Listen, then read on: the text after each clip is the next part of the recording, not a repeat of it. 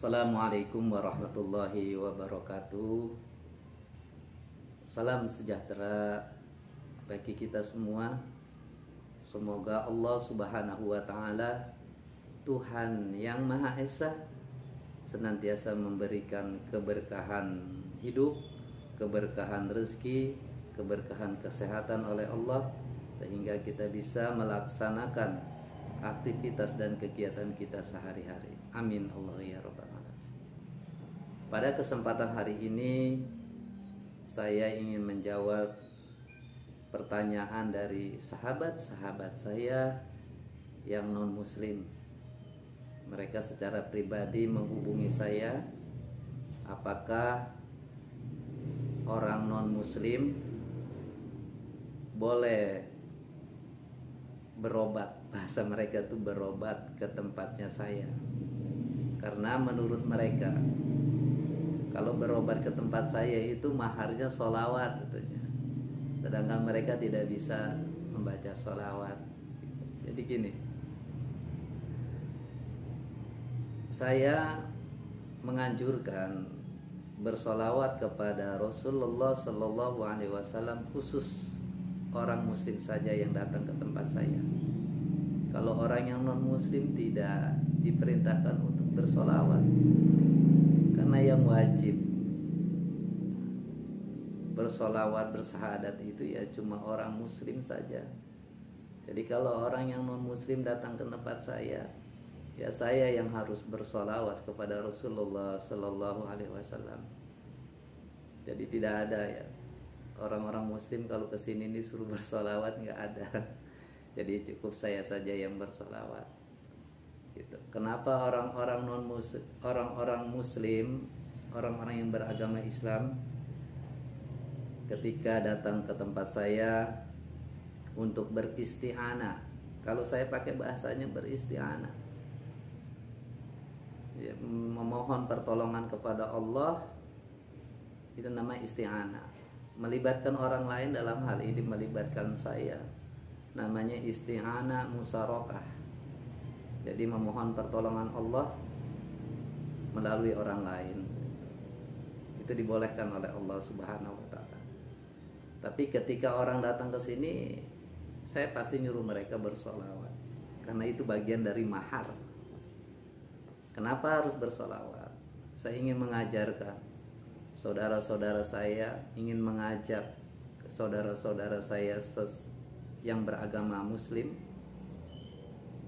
itu berdoa dengan benar. Kenapa baca sholawat?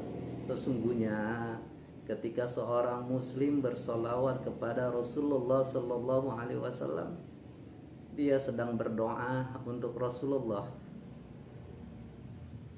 Nah, ketika doa kita diijabah oleh Allah, sholawat kita diterima oleh Allah, maka insya Allah sholawat apa itu? Sholawat apapun juga boleh itu. Allahumma sholli ala Sayyidina Muhammad wa ala ali Sayyidina Muhammad, sampai situ juga nggak apa-apa. Atau sholawat Ibrahim kita teruskan, atau sholawat Nahriyah, atau sholawat Jibril, silakan saja. Yang penting ketika kita membaca sholawat kepada Rasulullah Sallallahu Alaihi Wasallam, kalau kita lakukan dengan kebersihan hati, dengan hati yang bersih, dengan pikiran yang bersih, dan dibacakan oleh orang-orang yang bersih hatinya, insya Allah itu menjadi obat dari Allah Subhanahu wa Ta'ala. Karena Allah sendiri juga bersolawat kepada Rasulullah Sallallahu Alaihi Wasallam. Kata Allah, Inna Allaha wa malaikatahu yusalluna 'alan nabi ya ayyuhallazina amanu sallu alaihi wa sallimu taslima. Kata Allah, sesungguhnya aku dan para malaikatku bersolawat kepada Rasulullah Sallallahu Alaihi Wasallam. Jadi kalau solawat itu dibacakan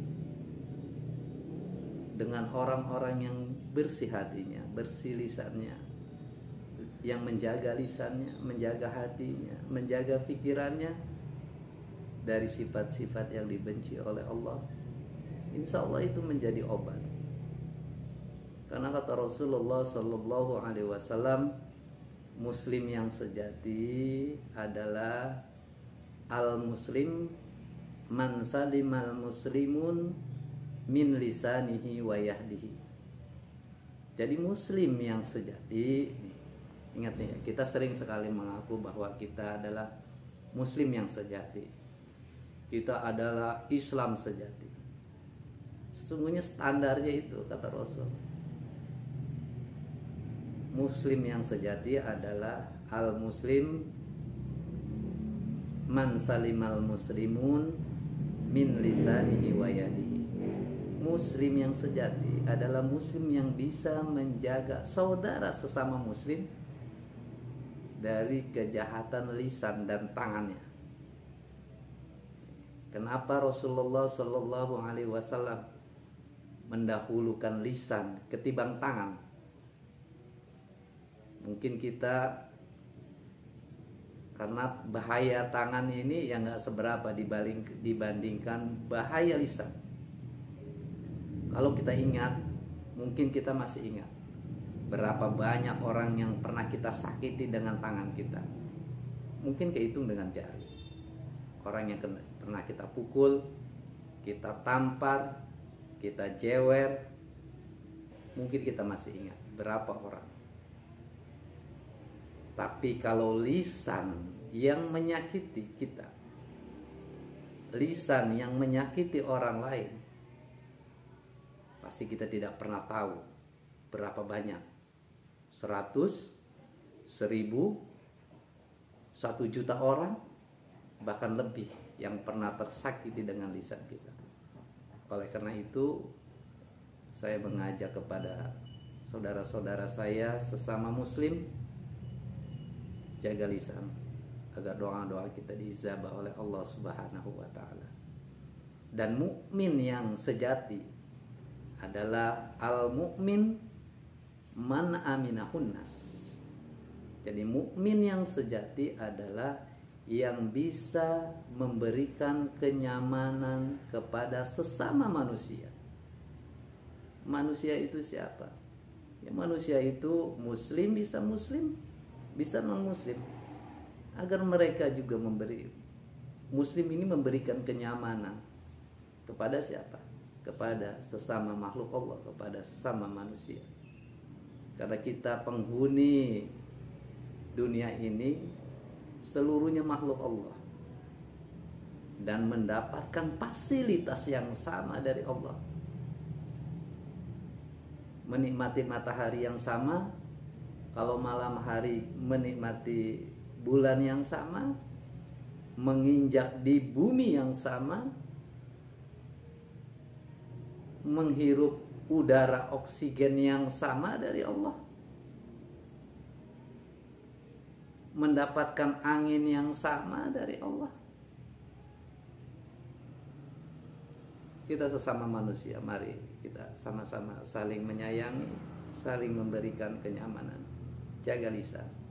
Sekali lagi, jaga lisan, jaga hati, karena lisan dengan hati ini connect dengan pikiran kita juga. Jaga hati, jaga lisan, jaga pikiran. Terima kasih. Semoga doa-doa kita diijabah oleh Allah Subhanahu wa taala. Billahi taufiq wal hidayah. Wassalamualaikum warahmatullahi wabarakatuh.